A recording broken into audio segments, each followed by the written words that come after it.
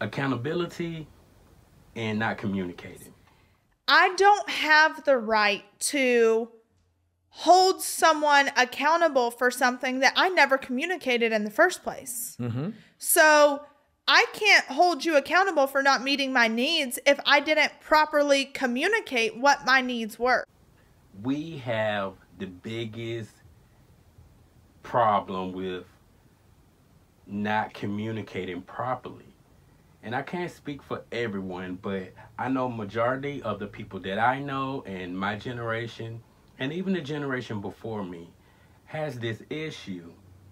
What I'm talking about is holding yourself accountable for not communicating what you was feeling, not expressing or saying what you really mean, and getting upset or being disappointed when the other person is not receiving the message properly, well, or just don't get it. What I'm trying to say is, and we're gonna get right into it. My pastor, shout out to Rock City Church, Birmingham, Alabama. You can watch them every Sunday on YouTube live. I love Pastor. The pastor is Pastor Mike McClure Jr. He's amazing. Pastor Mike had a sermon a while back, and in the sermon he talked about unexpressed expectation and unmet expectation. I want to say it better. Unmet expectation and unexpressed expectations. That's cold. Normally I would say unrealistic, but I want to take the road less traveled today. Unmet expectations and unexpressed expectations. I'm sitting here watching Savannah Chrisley podcast, Unlocked. That's the name of the podcast. Savannah Chrisley Unlocked. And check it out. And I'm a huge fan of the Chrisleys. And we all know what Todd and Julie is going through, you know, with the legal stuff. Detained by ET, the couple's been ordered to report to prison on January 17th to begin their combined 19-year sentence. We're going to Florida. It's pastel season. I mean, we're in Florida, got a beautiful house, we got a pool. What we will not do is we will not break. So where exactly are they heading? For Todd's 12-year sentence, the federal prison camp in Pensacola. Meanwhile, Julie will be over 2 hours away, serving her 7-year sentence at Mariana's Federal Correctional Institution. Back in June, Todd and Julie were convicted of bank fraud and tax evasion. I'm praying for them. There's also this episode when Savannah is interviewing her mother, Julie, and Julie talks about how people praise you when you're on the come up, and they're also worshiping your downfall or celebrating your downfall. We're going through our hard with people that know one tiny little speck of what's actually going on in something that's huge and complex and has so many parts to it. And they're looking to just misunderstand us. Like, they're not looking to try to understand the situation as a whole. Right. They just want to look at it and prey on someone else's downfall. Right. People are not going to remember that at the end of the day, but they are going to remember how you made them feel. Yeah. And that's the thing is I see people come at us sometimes on social media. I've tried to stay away from the comments. I've tried, but when I see people that just say hateful stuff about you and Dad, and it's like, you don't know these people. Right. You don't know their hearts. You don't know what they've given up for people. You don't know the countless hours they've spent out looking for my older brother. You don't know the sleepless hours, the time invested in people. Like, it doesn't matter about the money and what y'all have made and what you've spent. It doesn't matter. And that's what hurts the most, is how we live in a society to where people just want to misunderstand people. Yeah. Like, well, it's easy. It's more salacious to think that We live in a society that love to build people up just to break them down. And we love to watch people rise just to watch them fall. Yeah. Rather than be a society where we lift up those who are fallen, we love to stomp them when they're down. Yeah. And you don't know what someone's going through. And it's weird how we do that, you know, like, it's just weird because this family is going through like some really tough times right now. And I send my prayers to the whole entire family, and I'm still rooting for them. I've heard so much negative things about the whole legal situation and what they're going through. And the more you test it, the greater the testimony. That's how I feel. But anyway, with that being said, I definitely agree with Julie. But we're talking about something else. We're talking about accountability and not communicating. So, on Unlock, Savannah Chrisley podcast show, she had her dad, Todd Chrisley, as a guest. Savannah said this: I don't have the right to hold someone accountable for something that I never communicated in the first place. I know what works for me. And the do you think that's because you're now learning, not to cut you off, because I know it is Unlocked and it is your podcast. No, it's fine. I'll let you do your thing. But don't you today, you know more about your self-worth today than you did in previous relationships? 100%. Okay. And that's what I've spoken about previously in other episodes was I don't have the right to hold someone accountable for something that I never communicated in the first place. Mm-hmm. So I can't hold you accountable for not meeting my needs if I didn't properly communicate what my needs were. Absolutely. Absolutely. And that is what I have noticed. And like I said, even with Chase, this morning, he was like, is there anything I can do for you? And I go, no, I'm good. But it was the tone of the way you said, no, I'm good. Well, no, I mean, I was rushing this morning. And I know because I got it too. Well, yeah, like I was rushing. Is there something you need? Because I'm really trying to get out of here. I've got someone else on my podcast. No. And she gave that person a better time slot than she gave me. No, what happened was just like I answered the phone to make sure nothing's wrong. Right. Hey, what's up?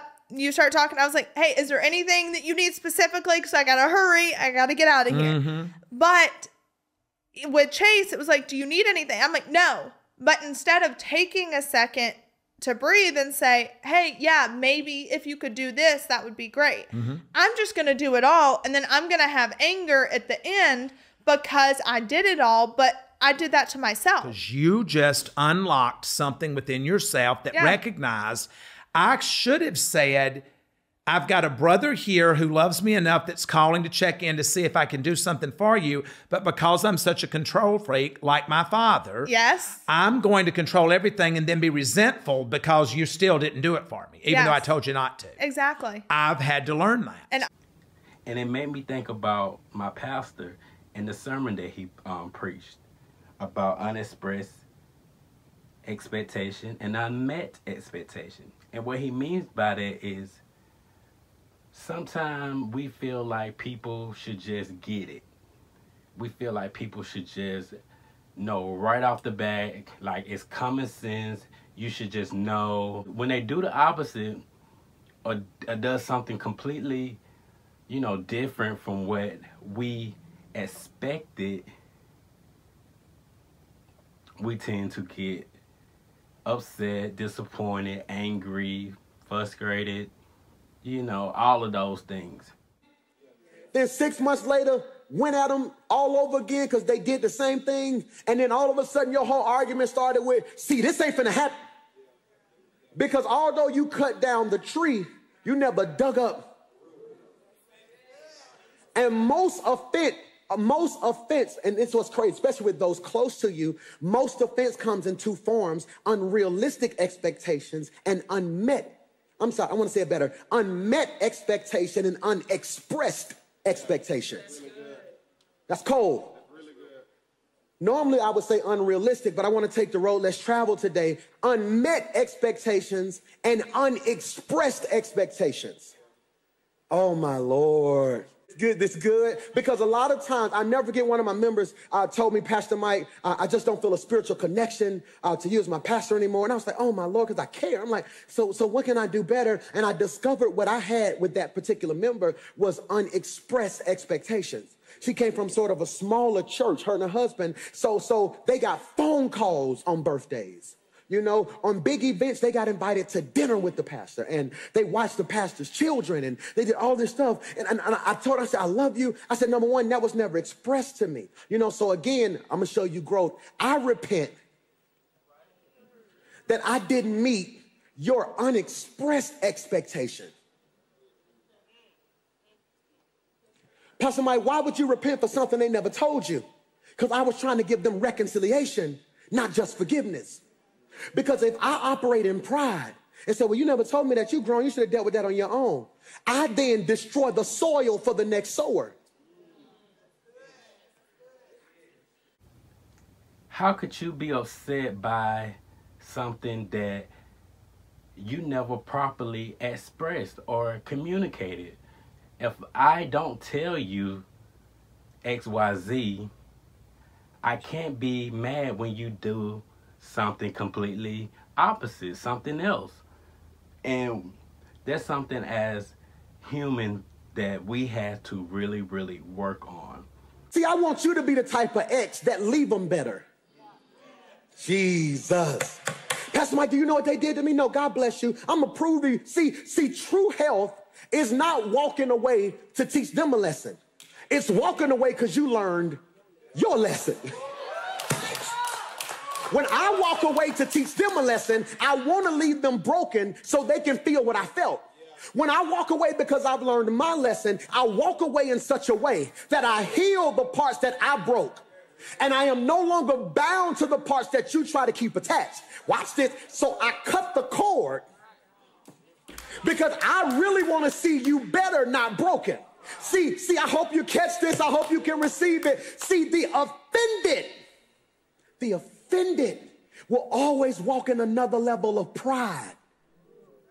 Why, PMJ? Because to walk in offense is like building a wall, then penalizing people for not climbing over it. It's called unmet and unexpressed expectations. Did you catch that? Did you catch that, Aisha? Aisha, if you this close and you come to all the recordings and you have my number and you have direct access that if something's bothering you, all you can do is share it with me and you still get offended, you choose to be offended. Did you catch that? So what happens now? So now let's just say Aisha is close to me, and let's just say Elder Carlene, Evangelist Carlene, birthday was last Thursday. So I'm sitting at home, don't have anything to do. And for once, I open Facebook, and I see everybody say, happy birthday, Carlene. So then what do? I go on Carlene's page and say, oh, happy birthday, Carlene. Then the next day is your birthday. But I got 6 interviews. The boys got football, so-and-so, so-and-so. I never go on social media. You never told me your birthday. Unexpressed. I didn't see it was your birthday. All right. So then you go home that night and say, man, he told Carlene happy birthday and never told me. And what? She's now in an offense. All right, she has a legitimate reason as to why she's offended. Watch this. Every person has a right to be offended. I also believe you have to have a due diligence to investigate the offense. Did you catch that? You should have a diligence to investigate the events, okay? So especially if there's relationship. Ooh, I'm going there today. So now Aisha has a responsibility to now say, man, Pastor, and tell me happy birthday. Like, man, he told Carlene so-and-so, hey, Pastor Darius, did Pastor know it was my birthday? Well, I'm not sure if he knew it was your birthday. I'm so sorry. Let me hit him up and try to see if he knew it was his birthday. Hey, Pastor Mike, did you know it was Aisha? Oh, my Lord. Yeah, she gave me a call. She might have been just a little bit offended. She grown. Ain't got time to be telling her no happy birthday. I'm busy. See, watch this. Because now I'm offended that she's offended. Now I'm offended that she don't know a schedule I got that I never expressed to her. It's tennis. It's tennis. Aisha had a legitimate offense. He didn't say happy birthday. Then over here, I could have been mature and just said, oh, my Lord, give me her number. But because I now feel like she should understand, because what do? I build my case. Well, I told her happy birthday last year. I told her happy birthday the year before that. I just took her to the Mexican restaurant 3 days ago, and we ate. That was her pre-birthday dinner, if you really want to know the truth. And then all of a sudden now, I'm offended. She grown. All right, so then all of a sudden, 3 days pass. And she's talked to Pastor. Now, I told Pastor D, and that's his brother. So I know he told him. Then now all of a sudden on Facebook, you see a pastor who's just probably trying to get likes and say, it's a shame when you're connected to a ministry where the shepherd does not know the sheep and he doesn't so-and-so, so-and-so. So now your offended ear and your offended heart, like, oh my God. So now you share it to throw us that. Now you share it because you offended. So now you got your little circle of 4 or 5 people, like, I can't believe he didn't tell you happy birthday. And they are nurturing. I'm preaching to somebody. They are nurturing the offense. So now go to your timeline. It's all about, well, if it's real, they'll tell you. Or if it was a real connection, you should know so-and-so, so-and-so. Well, I want to be connected to a shepherd who smells like sheep, yada, yada, yada, yada. And now you're connected to all of this hurt because you were using the offense subconsciously to nurture the pain that you could have dealt with intimately. So then now, Pastor looks at his thing and says, hey, so now my team says, have you noticed so-and-so social media? So then I look at the social media and I'm like, are they throwing shots? So now since I'm in offense, I go post now, if you need a mama, you should ask your mama for birthday. See, I'm one of them people at me so you can know it's real. So now both of us broken, watch this, when in reality we love each other, but the goal of the devil is destruction. His strategy is division. Watch this. So now the senior pastor can't even come into agreement with one of his prayer warriors because he used a weapon called. This great motivational speaker by the name of Les Brown said, expectation leads to disappointment. If there's no expectation, there's no disappointment. How could you have expectation over someone else when God doesn't even have expectation over us? And we all guilty of it. Parents do it to their kids. Teacher does it to their students.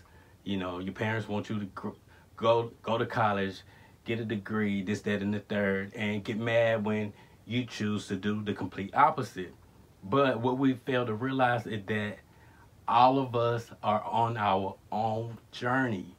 We have our own life to live. You know, we all have to be able to live our life freely as God planned and walk on a journey that was designed for us. And understand that we're all completely different. We think differently. We have different views. We have different feelings. We have different we're different. We're alike in a lot of ways. We are alike, but we're completely different in many ways. Savannah also go on to say, I can't hold you accountable for not meeting my needs if I didn't properly communicate what my needs were. And this is something that affects relationships, friendships.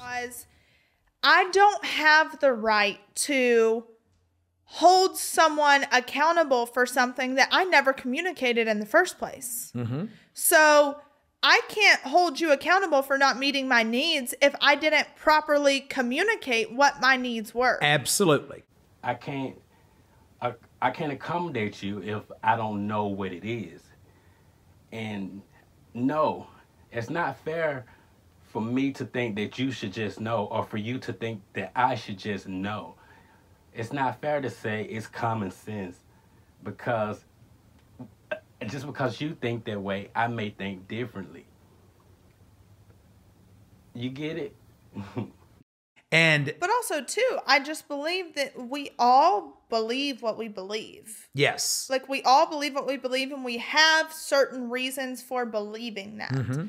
And I'm also at a place, though, like, normally I would be hurt or I would have taken offense to you saying that you have lost, what'd you say?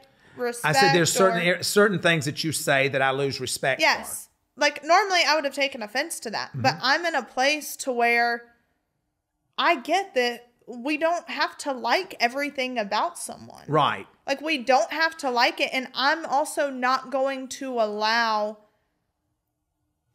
certain feelings to, like, not everything's about me. You know? That's right. So it's the way that you feel how you feel, and you're like, then that is valid. And the way that someone responds to you may not really be about you. Yeah. It's not always about you. Right. And that's what I've learned. And I'm not going to allow that to... I want to put that on replay. I want you to put it on your podcast 3 times. It's not always about me, so Chase can see that. Okay. So he can call you out on social media. Okay, perfect. We'll do that. It's something to think about. Pray for the Chrisley family, man. You already know how we do. Love each other, protect each other, support each other. I'm just trying to understand each other, but most of all, know your worth. And until next time, you already know. Rory Moves. This is Top Music and Entertainment Podcast Show. I'm your host, King Felipe.